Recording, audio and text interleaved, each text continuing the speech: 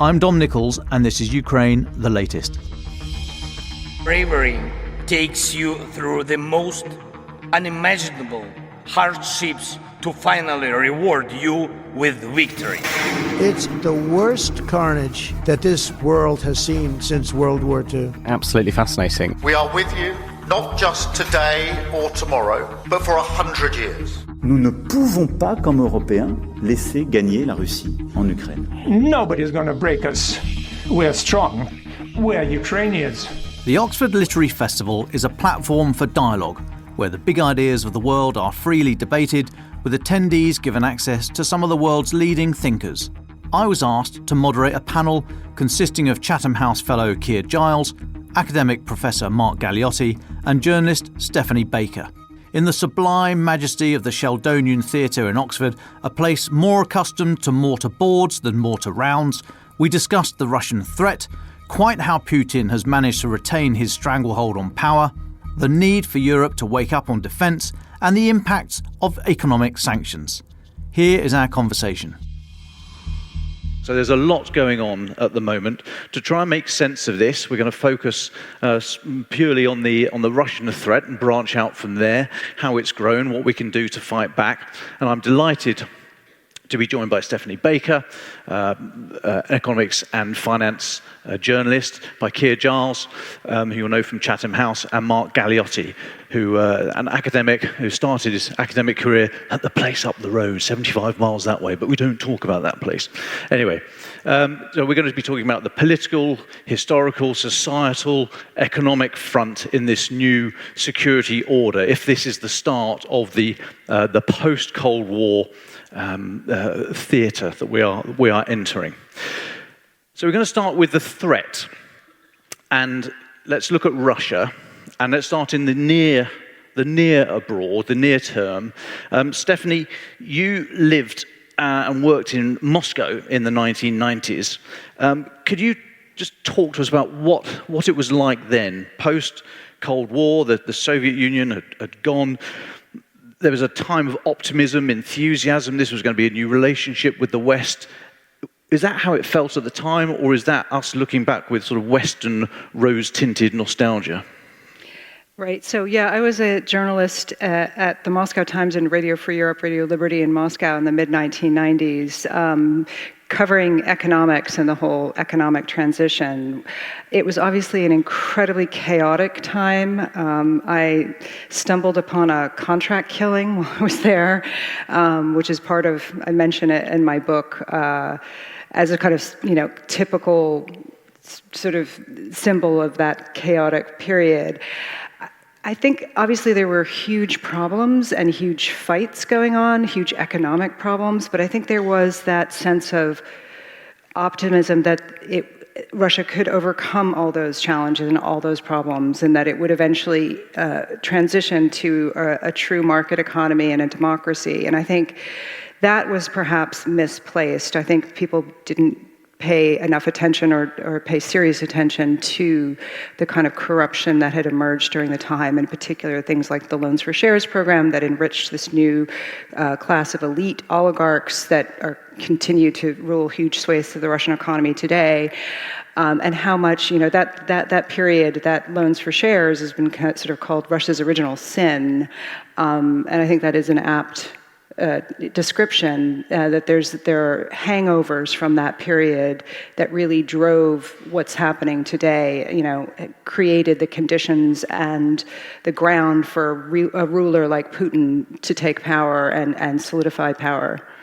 So let's step back a little bit. That's the near past. But Mark, can you take us back a quick canter through, if you can? Take us back to the Piskaryovskoye cemetery in St. Petersburg, and talk to us about how a country and a society that knows so well, remembers so well the horrors of war, still seems to embrace it and want it and revel in it so much.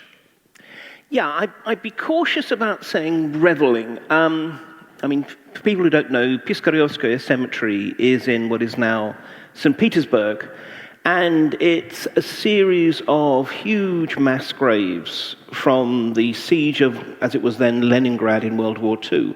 It's worth remembering, after all, that more Soviet citizens died in that siege, just that one siege of one city, than the combined British and American war dead from the entire war. The Russian relationship with war, and I'm trying to avoid doing what Putin did in his infamous interview with Tucker Carlson, is to then lead into a 30-minute discourse of everything from the 7th century onwards. Russia's problem has always been that it's at the crossroads of Europe and Asia. In some ways, whoever is the rising military power of the age, the Teutonic Knights in the Middle Ages, or the Mongols, or later on Napoleon or Hitler, at some point they're going to want to go into and through Russia. And yet Russia is impoverished. Its lands do not lend themselves to agrarian sort of improvement the same way as Europe's did. And that tends to mean authoritarian rule. Because in order to get the money to raise the forces to defend your country, you need to sit that much more heavily on the backs of the peasantry. And B, it tends to mean that you have, because you're painfully aware of your insecurity, that you acquire a sort of a weird kind of precautionary assault approach. And this is actually something that Putin himself recognized. I mean, he talked about his youth as a sort of kid running with street gangs in what was then still Leningrad. And he said that the lesson he learned from that experience was that if you're going to get into a fight, you throw the first punch. And without making it too trite, that essentially has been Russia's philosophy of war for centuries, and still is now. If you feel insecure, if you feel threatened, well, you get in the first punch. So it's not necessarily that they love war or that they're particularly sort of enthused by it. Some of them are, but that's not exclusive to Russians. It's more that just sort of they've got this strategic culture that says when you feel yourself under threat, the best defense is a damn good offense. So, Keir, the weight of history lying heavily on Russia, but when we talk about threat obviously is the combination of capability, opportunity, and intent. And in your book, you relate to the old Russian joke that the only secure border is one with a Russian soldier standing on both sides of it. Now, the Trump administration thinks Europe is overplaying the threat, that if Putin wins in Ukraine, he will engage in further military conquest in Europe. Is he right? I'm not so sure they are overplaying, saying that Europe is overplaying the threat, because after all, it's not just NATO, but also US service chiefs and military intelligence chiefs that have said, yes, Russia is preparing to mount an assault on a NATO nation. I think it's more the point that they don't care. And J.D. Vance has said very clearly he doesn't care what happens to Ukraine, and this is being presented as somebody else's problem, namely the Ukrainians. But it is a problem, and Mark has already alluded to part of the reason why it's a problem, the Russian instinct towards preemptive strikes if you sense that you are under threat. The other element of that, of course, is constantly sensing that you're under threat. Because the zero-sum nature of Russian society, the idea that you cannot get anywhere by cooperation, by compromises, by helping each other, extends into international relations. So by default, if that border doesn't have a Russian soldier standing on the other side, then it is a threat. And those are the two toxic ingredients. That is why NATO poses such a problem for Russia, not because they genuinely believe NATO is a hostile alliance that might attack them, but because NATO is there, it prevents them attacking first. So when you put all of those things together, you have the situation we're in now, where this perfect storm has come together of Russian determination to extend their reach into Europe, American disengagement from the problem, and here in Western Europe, denialism of the fact that there's a problem at all, which has gone on for far too long. So that was a very quick canter through the threat. I'm moving things on quickly because we only have an hour and I want you to have most of it, not me. So very quick canter. If you want to know anything more about the threat, there's some lovely books over here you might want to have a look at a little bit later. But if that's the threat, then what are we doing about it? And Stephanie, in your book, Punishing Putin, you take us under the bonnet of the sanctions war against Russia. And you say that the full-scale invasion in February 2022 marked the end of Moscow's 30-year economic integration with the West. However, when it comes to a response, you say that in some ways Russia is too big to sanction. What do you mean by that? Right. So after the full-scale invasion in 2022, the G7, the West, rolled out the most extensive sanctions on a major economy. Russia, they'd never done this before, imposed such sweeping sanctions on an economy as big as Russia or one as integrated into the global financial system. However, they were held back by the fact that Russia is an outsized player in global oil markets. Russia accounts for about 10% of global oil production. It's roughly the third largest oil producer. So any effort to sanction Russian oil would have caused prices in the West to spike. And that is something which I go into detail in my book that the Biden administration in particular was very reluctant to do. And they took steps to try to prevent Europe from imposing a Russian oil embargo because they thought that would cause prices to go up dramatically and a global recession to ensue. And I think that's been the principal thing holding back a really forceful sanctions campaign. I mean, the Russian budget relies on oil and gas revenues for about a third of its revenue, so it is key to the Russian economy. And the sanctions were really designed to impose costs on the Russian economy and to make it harder for Putin to continue to finance the war. But if you couldn't really get at Russia's oil revenues, that was going to be impossible to do. And so I think that has been the principal bugbear facing the economic war. And that until they were willing to take on the costs of trying to deny Putin the sources of revenue that he needs, that it was never going to really impact his ability to continue the war. I mean, if you look at Russian economic history, even when, in the 1990s when I was there, the global price of oil was relatively low. And that was one of the big problems facing Yeltsin as he tried to transition the economy away from state planning, is they just didn't have the revenue there to finance that transition, and the West wasn't stepping up to meet the historical moment that the collapse of communism, the collapse of the Soviet Union, and that really frustrated the economic transition. So that I think if you could hit Russian oil revenues in a more meaningful way, I think it could potentially change Russia's calculus and Putin's calculus. So, Mark, economic pressure on Russia, some of which seems to be hurting, some of it not. But how does this compare to pressure that Russia has been under economically in the past, in terms of when society feels that it's had enough, or will Putin, what's the phrase, continue to export while his people starve, to use an old expression? Yeah, I mean, I think one has to realise that for most Russians at the moment, life is not so bad. There is, quite uncomfortable levels of inflation, especially in terms of food. And if I talk to my friends who are still back in Russia, that's something that they are keenly aware of. But at the other side, so too salaries are rising, in part precisely because of the labour crunch. Between soldiers volunteering from the front, you must remember, this is it, they are being offered huge bonuses and salaries to go and fight. And at the same time, the demand for workers in the military-industrial complex, which means that there is basically no unemployment. Quite the opposite, there is labour hunger.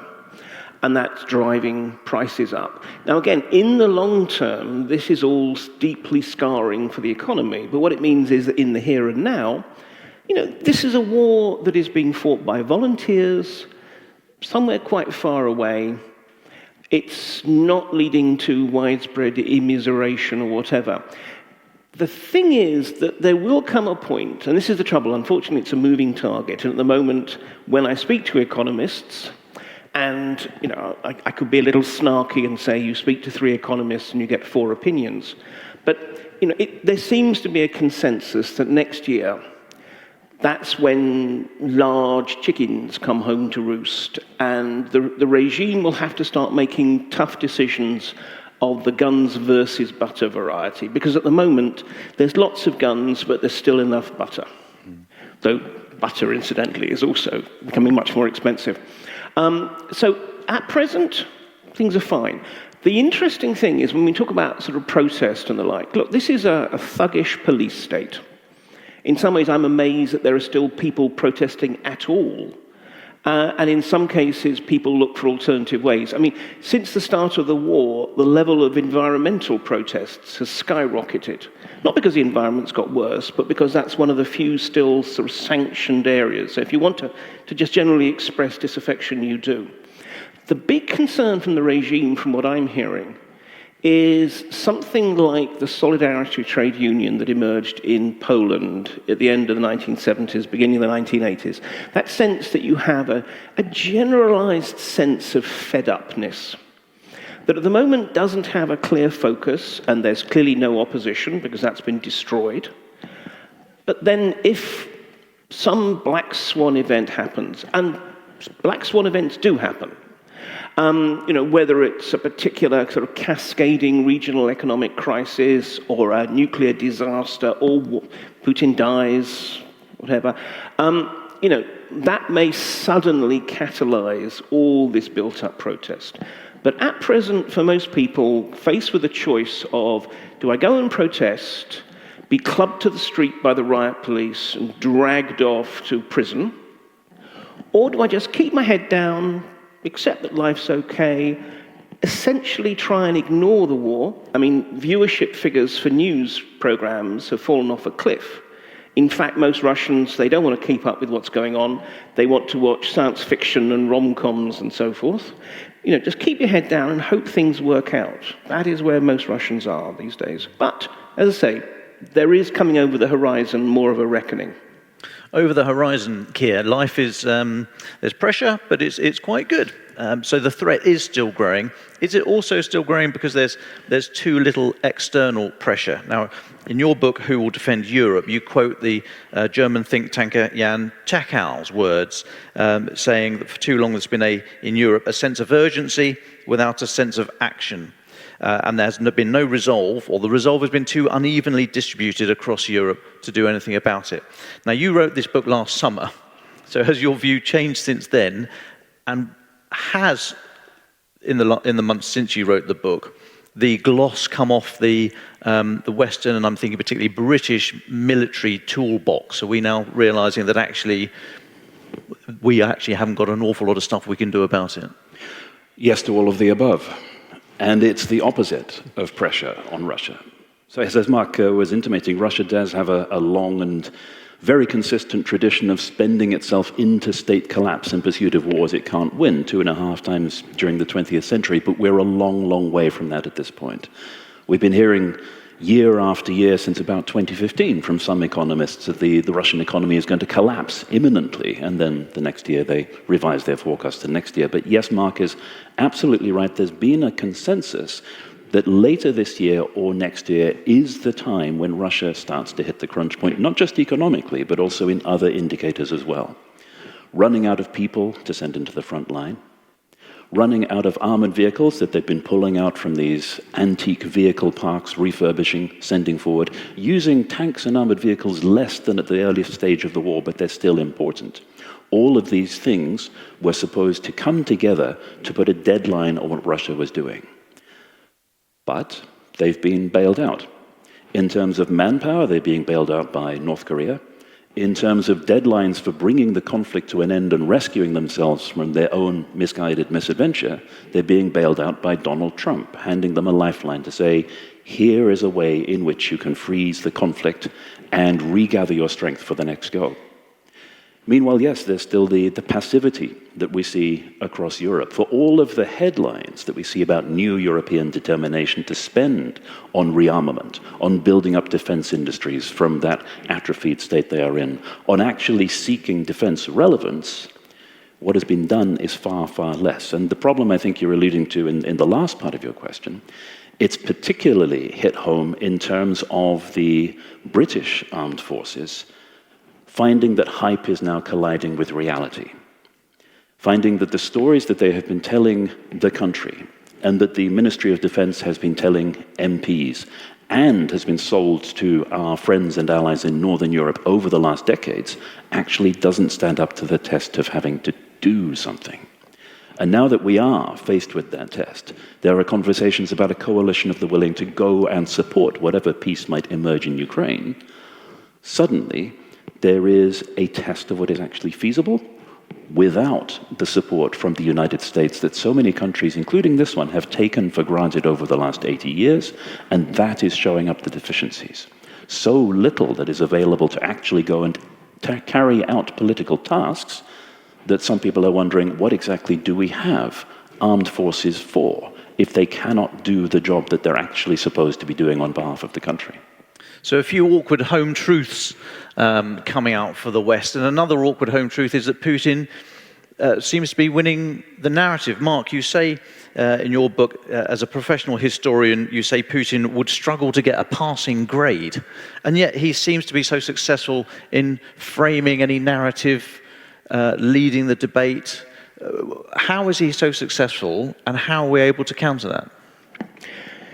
Yeah, I mean, domestically, it's easy to win the debate when you have all the media under your control and the capacity to imprison, intimidate, or kill anyone who challenges it.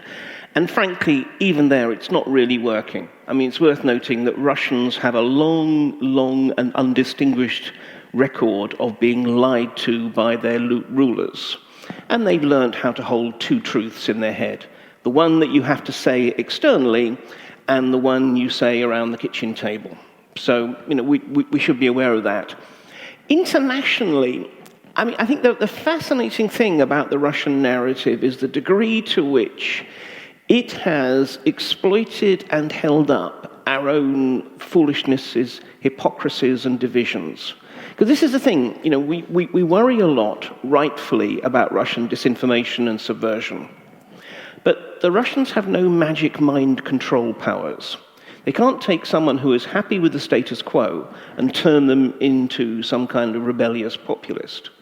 What they do is, in some way, to use a term that we tend to use in this field of terrorism studies, they radicalize. They take people who have some disgruntlement, some disagreements with the status quo, and they magnify that, they amplify that, they use their opinions to radicalize others and vice versa, until people are actually really angry and hostile. And from the Russians' point of view, they don't care what those opinions are. Black Lives Matter National Rifle Association, populist leftists, populist rightists, nationalists, secessionists, they don't care. This is the glory for them of being a post-ideological society. It's not like the old Communist Party that, however hypocritically and half-heartedly, did have an official ideology that it kind of had to cleave to. Modern Russia can be anyone to everything. And that's what they do. They want to paralyze us by precisely encouraging all these disputes and divisions. And Putin, who has, it has to be said, the luck of the devil, and a term I'm using advisedly, happens to be doing this at a time when, anyway, modern democracy would be in crisis for a whole variety of reasons. The transatlantic relationship, as we've heard, would anyway be coming under question. And these are just gifts to Russia and its propaganda. So it's not so much winning the narrative, and there's not all these people saying, that Putin, he's a fine fellow of a man, and he's got a good point. It's more that we kind of agree, Putin's nasty, what the Russians are doing is wrong. But our focus, where our passions are being diverted to all sorts of other divisive issues. So how do we fight back? Time to mark a few scorecards, if we could. Coming towards the end, before I turn to the audience. Stephanie, take us under the bonnet, please, of the sanctions regime. Success or failure? Has it maintained its aim? Has it shifted its focus? Where is the Russian economy in spring 2025? And then Keir, who in Europe has woken up to this threat? Who's woken up and hit the snooze button? Who's woken up and put the pillow back over their head? So if I had to grade the sanctions campaign against Russia, I'd give it maybe a 6. Enforcement, maybe a 4. Out of 100? Out of 10. Okay. All right, that's not so bad. In terms of the intent was there, the rollout was too slow. You had defense companies that were being sanctioned 2-3 years after the full-scale invasion, which is just hard to get your head around. The Russian economy is facing some real challenges, and I'm not going to predict when or if the Russian economy would tip into a crisis, but inflation's at roughly 10%. They have interest rates that are 21%. There have been warnings of bankruptcies in different industries, shopping malls, auto dealerships, the like. You even have the head of the state defense conglomerate, Rostec, warning about potential bankruptcies, probably a way to try to get more money, for him. But I think that there are signs of strain there. And I think a lot of it depends on what happens to oil prices. Russia has it set up a sovereign wealth fund, the National Wellbeing Fund, with revenue from oil to sort of cushion the country in times of low energy prices. And it's burned through about 2/3 of that fund, of the liquid portion of that fund in the past 3 years. So it doesn't have the capacity to keep going at this rate without borrowing, and it can't really borrow in any meaningful way. It can't borrow in Western markets, and its ability to borrow domestically in rubles is very, very limited, and they've struggled periodically to raise money on domestic debt markets. So I think a lot of it depends on energy prices, and you now have the Russian economy on a full war footing. So ironically, Putin needs to keep this war going, because if he stops funding the defense industry to the level that he has, he's going to have a real problem. He's going to have a problem with potential jobs being lost and returning soldiers. So I think that those two twin demands are really posing real challenges, and I think is a motivation for him to keep going. I think obviously the Russian defense industry has to replenish Russian stockpiles. So if you want to think about a potential Russian threat against other countries, there's going to be a few years for Russia to refill its stockpiles. But yeah, I think it's certainly facing real headwinds. And by the end of 2025, if the sanctions stay in place, I think it will face a crunch period. So scorecard, who will defend Europe? Who is defending Europe? Well, Who Will Defend Europe, of course, is the title of the book, and it's not a rhetorical question. I hadn't noticed that. Unusually, perhaps, the title came before the book, because before writing it, it was already clear that the answer was not going to be the one we'd taken for granted for so long. It was not going to be the United States defending Europe. It was not going to be the supposed military heavyweights of Western Europe. It wasn't going to be the UK, despite the promises that we've made to our allies. So I did look for the examples of best practice within Europe at defense, and I settled on 2. Poland is the easy one. Having started some years ago the program of urgent crash rearmament that is similar to the one that this country undertook in the mid-1930s, when we could see, just as now, that war was coming, the difference being then we actually did something about it. So Poland demonstrated it is, in fact, possible. You can overcome the fiction that we heard from successive governments in this country, even just until a few weeks ago, that there is no money for defense, which is untrue. There's plenty of money. You've just chosen to spend it on something else. So rearmament is possible. The other case study is Finland, for a very different reason. Because of another gap in our defenses. Because countries like this one have completely demolished their systems of civil defense, of resilience, of disaster preparedness, of making sure that the economy and society can continue to function while an enemy is doing its best to stop it doing so. And we shouldn't forget that Russia has been practicing very, very hard at reaching out and doing damage at exceptionally long distances. You don't have to be a frontline state to be a target for all of the military and non-military methods that they've been practicing for coercing foreign countries. And yet, so many of those countries are defenseless at home, unable to mitigate the effects, unable to protect their people if they come under attack, which makes them just a more inviting target. Finland is the case study because they never demolished their systems, their stockpiles, their mindset, their mentality for preparedness and ensuring that they can withstand attack. It's easier to be a Poland than to be a Finland because it's just a case of throwing money at the problem until some of it sticks. The example of comprehensive defense that we see from countries like Finland, to a lesser extent Sweden, the Baltic states, etc., takes longer, but the first step is recognizing that we have a problem. I'm going to attempt to end on a hopeful note. Coming back to you, Mark. Has the Putin penny dropped in the minds of Western leaders? Is there an acceptance that an aggressive, expansionist Russian is the model for the long term? You say in your book, Forged in War, you say that neither geography nor history needs to be Russia's destiny. And I was hanging on to that bit. I haven't read the book. I'm feeling pretty depressed. It's a brilliant book. It's not depressing at all. It's a terrific book. But have I got cause for hope? Yes, but I would say not from that particular direction. I mean, I think the capacity of democratic leaders to grasp desperately at any signs of potential optimism before it's real should not be underestimated. I mean, on a sideline, you know, part of my work, I run a consultancy, and I have much less commercial, Russia-related commercial work these days, as you'd imagine. The interesting thing was that in 2022, I was helping companies that wanted to work out how to extract themselves from the Russian market. Already, so far this year, I've had a couple of those customers come back to me saying, just as a preliminary study, we want to look about how we can go back in, as if suddenly the world has shifted on its axis. Of course, it's nonsense, but I will take their money nonetheless.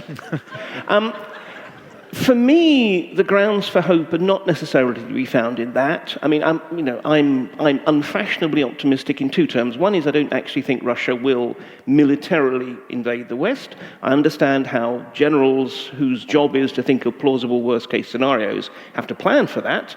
And I think it's right because it also takes away temptations in Moscow. I think the threat that we face is much more of this sort of subversion, sabotage, all of these non-kinetic means, because Putin believes himself at war with us. My grounds for hope is actually what happens in Russia, because Russia is still going to be there, but in due course there will be a post-Putin Russia. And I think there are signs that Russia is both unable as well as unwilling to maintain this militarized nature. And finally, I put my faith in corruption. In the sense of, if you look at the next political generation down, there's very little evidence that they are the sort of hardcore, ideologically motivated people like Putin and his fellow septuagenarians, who are very much homo sovieticus to the core. The next generation, they're not Democrats, they're not nice people. Who knows which way they will go, but they do seem to be interested in the good old ways of stealing at home, banking and spending abroad. They have reasons. What's the point in having a yacht if you can't moor it off the Italian coast without it being seized? You can't enjoy your nice London penthouse. You can't send your mistress shopping for clothes in Paris. It sounds trivial, but I think at the very time when the Russian people, I think, are still more with the sense that they deserve some kind of say in their future. Because of the 90s and because of the noughts. They've had a taste of that. So too, I think the Russian elite will be thinking, actually, you know what? I think maybe we'll want to cool things down. They're not going to be Democrats. And who knows? There's still the absolute possibility that someone like Putin, but younger and, more to the point, smarter, could well arise, and we have to plan for that. But maybe because I want to, I will still remain, as I say, unfashionably optimistic. Brilliant. Well, that's the point to hang on to. Well, folks, we're all in this. This is affecting all of us every day. Every headline you read, every story seems to be a new change of direction, not always for the good. So, what do you think? I open it up to the floor. Please ask any of our panelists any question at all. We have a roving mic. Please, lady here in yellow, and then I'll come to you, sir. Hi, thank you so much for the panel. My question is, given the closeness of President Trump to Putin, how is Russia internally, as far as you know, changing its message, as has built a strategy around anti-American sentiment for a long time? Thank you. For any of you. Yeah, was the advent of Trump just a continuation of policy, or did they have to completely change their strategic offer? Who wants to start with that? I'll say briefly and pass it on to, I think that Trump 2.0 was he went beyond their wildest expectations, and I think there was a certain degree of euphoria. And I do think they perhaps got ahead of themselves and have been pushing it probably too far, given the response you've seen from the U.S. now, the pushing back on the ceasefire that was allegedly agreed to in Riyadh, the demanding of specific sanctions being lifted, and what you saw yesterday, this bipartisan group of 50 senators coming together to propose sweeping sanctions on countries that buy Russian oil, gas, and uranium. There are actually tariffs, 500% tariffs on those countries that buy Russian oil, gas, and uranium if Putin doesn't come to the table and agree a deal. 500%. 500%. I mean, this whole concept of secondary tariffs, which has been floated, is like a new tool of economic warfare. It's untested. It looks very difficult to enforce. But if that goes through, I think that is going to have a massive effect on global oil markets. I think that will take a significant chunk of oil off the market and will cause prices to go up. There are alternatives being floated around that are perhaps more workable, but I'll pass on to Mark and Keir on the mood in Moscow in response to Trump, too. Yeah, I mean, I think one has to sort of disaggregate Putin, who I think has a great sense of confidence in his capacity to manipulate people, and as a result, I think may well have gone rather too far. With the general mood, which has actually from the beginning been, yes, euphoric, but tinged with an understanding that this could easily flip round the other way. General Kartapolov, who is now a senior parliamentarian, sort of very flatly said, Trump is not our friend. At the moment, his interests coincide with ours, and that's great. But there will come a point when those interests diverge. And, okay, that may be coming rather sooner than they had feared. But I think that there has always been this awareness that Moscow has benefited by having America as the grown-up power, the self-restrained power, so that the Russians could be the daring, unpredictable ones, because they knew how far they could go safely. With Trump, red lines are at best a sprightly shade of pink, and they vary from day to day. Actually, their awareness is that an angry Trump could be a lot more dangerous for them than a sleepy Joe. Red line's taken on a bit of an orange twinge, Keir. Well, I'm not so sure that they have pushed it too far. The Kremlin will, of course, have been watching very closely, or at least those people that are tuned into the risks involved, watching very closely how much they can extort from Trump or extort from Ukraine through Trump before it becomes too much, before the demands become embarrassing even for Teflon Trump, and suddenly there's the pushback. Now, Stephanie, you referred to this threat of tariffs, and we've seen 3 blips since Trump's inauguration. We've seen 3 times on which he has said, briefly, that Ukraine is not the only one to be coerced. He would actually be willing to put pressure on Russia as well. But it's never led to action, and it's always been brief. The default policy has very swiftly resumed of giving Russia everything at once and taking from Ukraine everything they can. So at this point, they'll be watching to see, well, do they actually mean it? Do the United States mean it this time? Is there going to be some consequence for stringing Trump along and extracting maximum benefit from this process, both militarily, because Russia's forces are still moving forward, and in terms of what the United States is prepared to concede on behalf of Ukraine? They may judge that they can still squeeze more out of the process before the risk of overdoing it and sparking that backlash actually becomes real, and there's a do instead of just a say.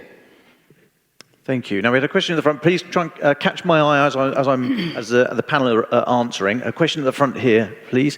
I'll come up there later on. Thank you. Hi. So if Putin considers himself at war with the West, why don't the USA and or Europe attempt to seize the frozen funds, 250, 300 billion pounds, which are sitting in the West? Isn't that more attractive than some crazy minerals deal? 2 separate points. No, absolutely. I mean, I devote 2 chapters of my book to the backstory of both the freezing of that $300 billion worth of Russian central bank assets parked in the West, as well as the debate about whether or not to go the next step and confiscate the money. And there were a lot of people that, former U.S. officials who had been pushing for the full confiscation who were told me, back in the summer of 2023, it's going to happen imminently. And I said, I don't think so. Putin was extraordinarily he had an extraordinary foresight in predicting that Europe would be too divided to act on this. In 2019, he moved Russia's central bank reserves, a huge chunk of it, into euros and away from the dollar.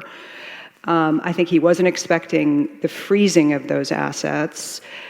So that did take him by surprise. But the whole debate about do we go the next step and confiscate that money has been blocked by division in Europe, in particular opposition from Germany, which doesn't want to open itself up to its own claims of war reparations from World War II, and Belgium, where the bulk of the money is sitting at an obscure financial institution called Euroclear. And Belgium does not want to shoulder the legal risk of doing that and having to defend itself against a Russian legal claim.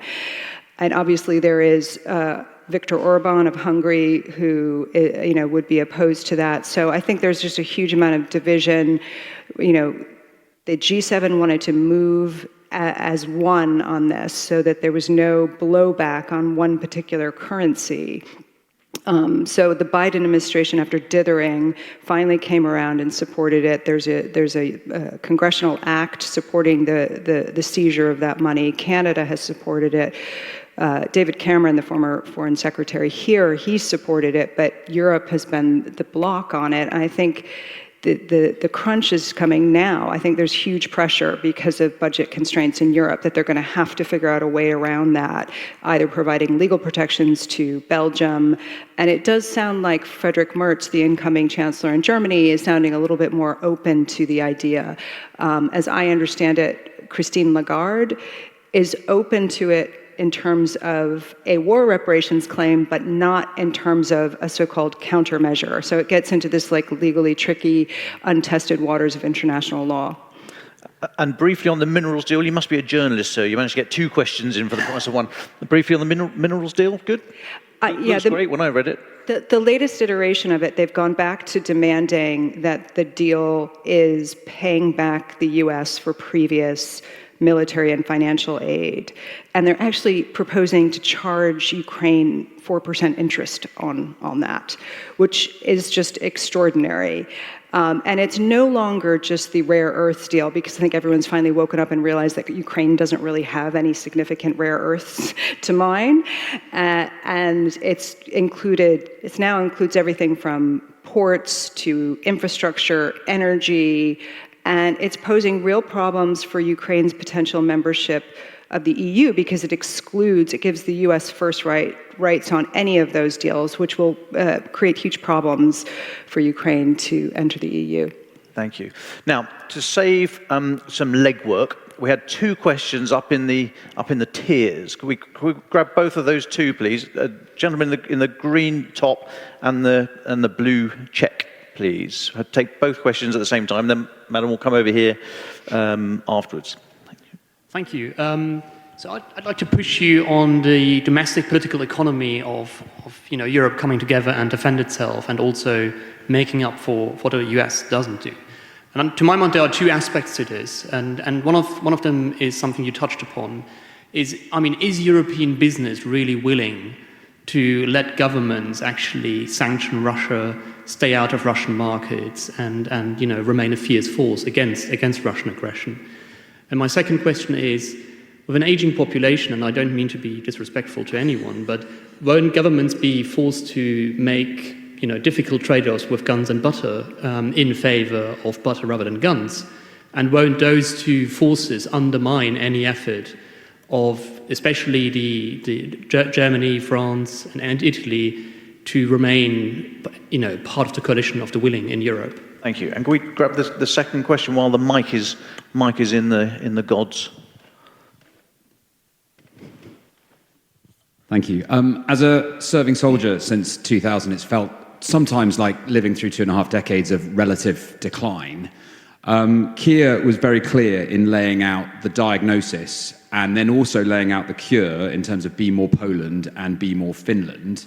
I wonder if there's a solution to fixing the politics to be more Poland and be more Finland, and if there's a solution to fixing the economics to achieving those two ends as well.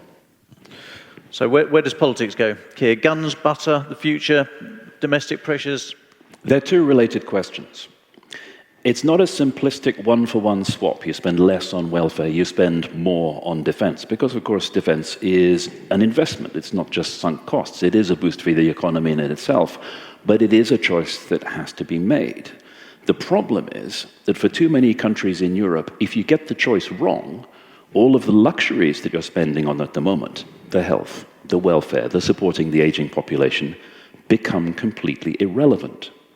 So the defense is the bottom line that makes everything else possible. And this is something that we understood in previous generations. It was clear that national survival is the basis on which you build everything else, but that consciousness has been lost in Western Europe. Not in the frontline states. Again, they understand very clearly what the threat is, and that is why there is the willingness to defend against it.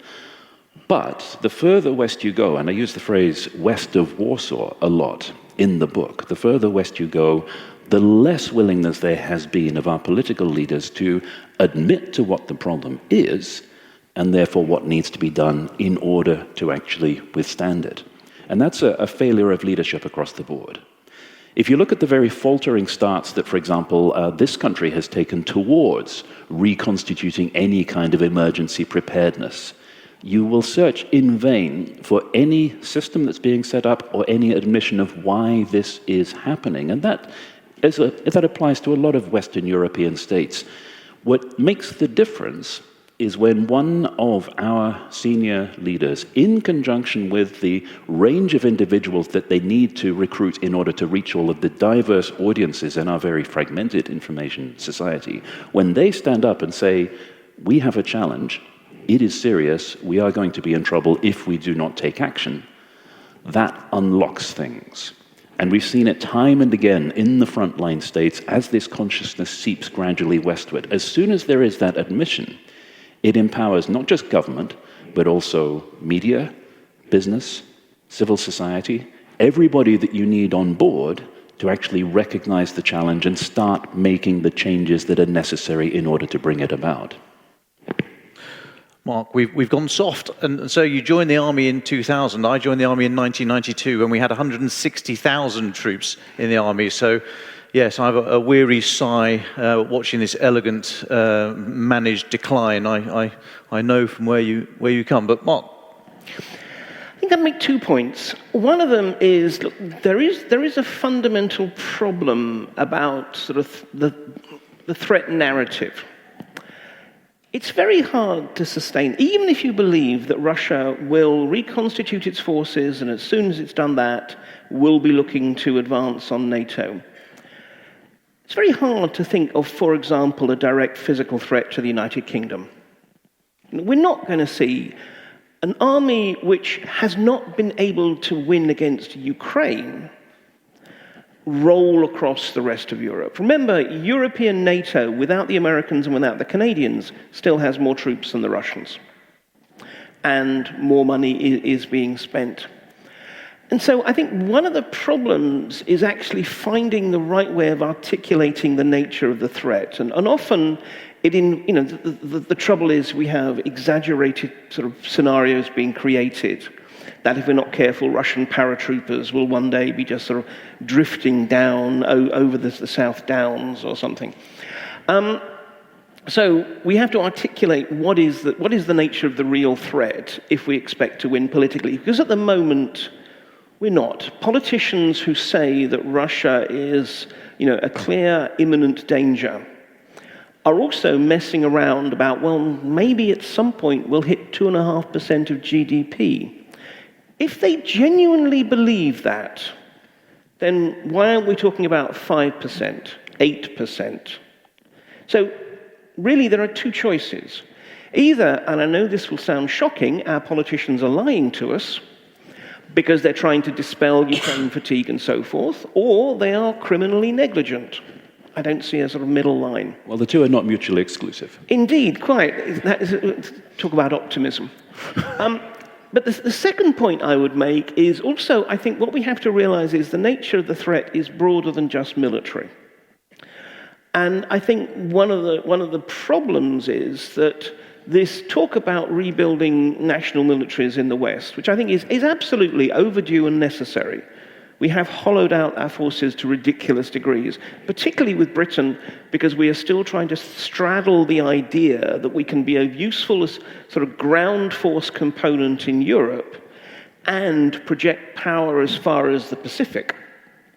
Well, something has to give, and unfortunately at the moment the answer is everything is giving. But there's also these non-military threats, the hacking, the subversion, and so forth. And in that, because the Russians have a very holistic notion of war that covers everything from the tanks and the missiles all the way through to the hackers, we have a tendency to break things up and parse things out. We need to have a much more holistic perception of warfare, which is, again, somewhere where the Finns and the Poles and the like tend to actually excel. And think also about spending on intelligence and counterintelligence. Take the cost of one F-35 fighter, however extraordinarily sort of capable it is. If you put the equivalent money of that into MI5 and Special Branch, it would have a genuinely transformational effect on their capacity to resist Russian and other forms of espionage and penetration.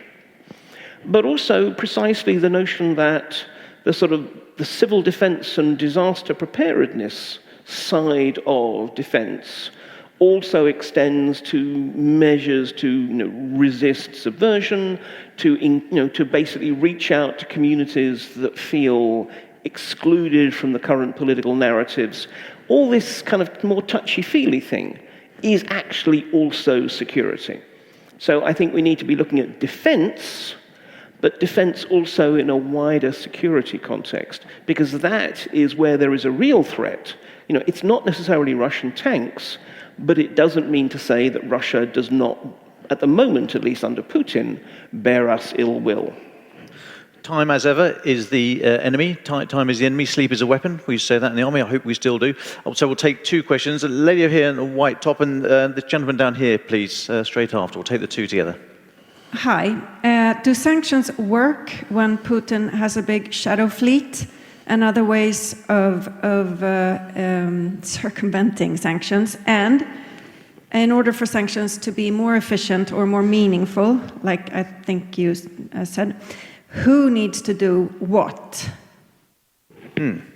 Sanctions and the shadow fleet. And this gentleman here, please. Thank you.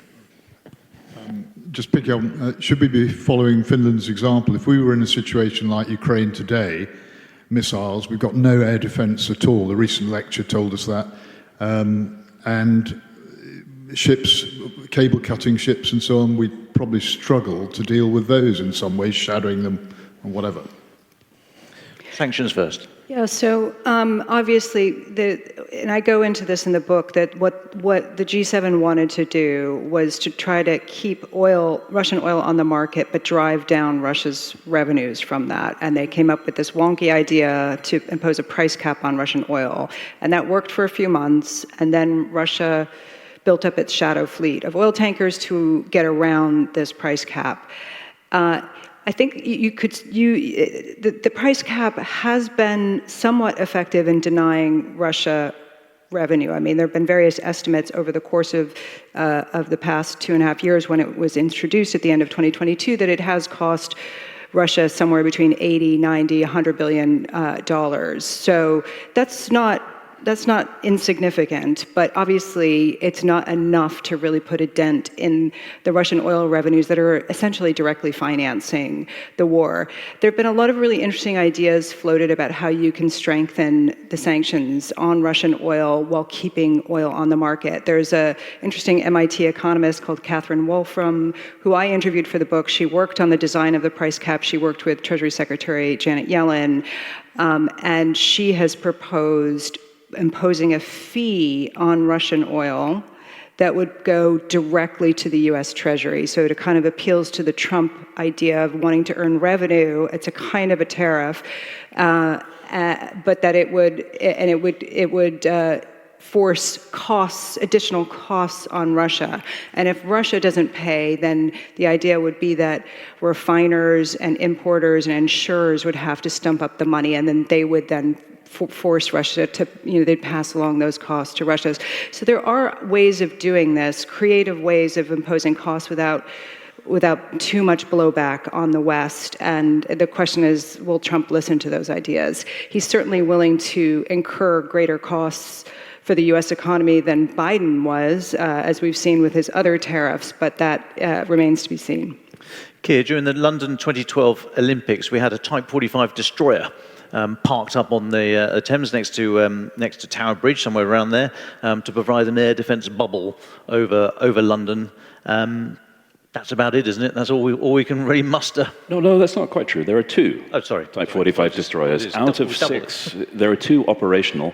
There is 1 crane for reloading them with air defence missiles, and it's in Portsmouth. So if you hit Portsmouth first, then the air defence disappears. So our whole air defence relies on Jeff with a crane in Portsmouth. There is more, but it's short-range air defence. There's a patchwork of different capabilities for keeping Russian missiles away, but none of them are realistic in terms of preventing a Russian missile strike. Now, fortunately, nobody's suggesting that we're going to see Russian paratroopers over the South Downs. In fact, the only time I ever hear that analogy is when it's coming from Mark. But what Russia has been practicing very intensively since 2007 is missile attack runs against his country, because we are far more likely to be coerced than invaded. This is the reason why we see Russia's long-range aviation flying what Russian pilots call zaugel, around the corner, around the top of Norway, because with the immensely long ranges of the missiles that they've developed, we're in range as soon as they come around the corner. An aircraft doesn't have to be overhead to be a problem. Instead, it is way, way beyond what we can actually detect. Now, that's not a problem unless you present yourself as an adversary to Russia, for example, by leading a coalition of the willing that's going to go into Ukraine, and you leave yourself open to coercion by not having any defenses against the kind of coercion that Russia has been practicing delivering. Folks, coming to the end now, we discuss, at the Telegraph, we have a daily podcast called Ukraine the Latest. Use that as a lens to discuss all these issues and more about the current and emerging and changing geostrategic security defence architecture. We're back on today, 1 o'clock live. I think I've managed to coerce Stephanie into coming on today. But we always finish our podcast by offering our guests the last thought, something that's on their mind that we've either not discussed or that needs to be on our mind. So quickly to wrap up, can I just go around the team one more time, please, with your final thoughts. What do we need to be thinking about? What will you leave our audience, Stephanie? Well, obviously, at the forefront of my mind is what is Trump going to do next? It's Liberation Day. As someone who's born and raised in America but has lived most of her adult life here, it's a bit of a... the point at which, and if Trump flips and starts to get angry with Putin is the thing that I'm watching really carefully. And I think it is significant that 25 Republican senators, some of whom I've met and I know what they really think, have finally found a backbone, or at least are trying to give the mirage of a backbone, have decided to threaten Russia with stiff sanctions if they don't come to the negotiating table. And I think that is a significant shift. Obviously, we're going to have to watch it, whether or not that is that they'll go through with that's more than just a threat. But I think that is important to watch. So we have a mirage of a backbone. Mark, what's your final thought? Yeah, I mean, I'd love to be able to end on a positive note, but sorry about that.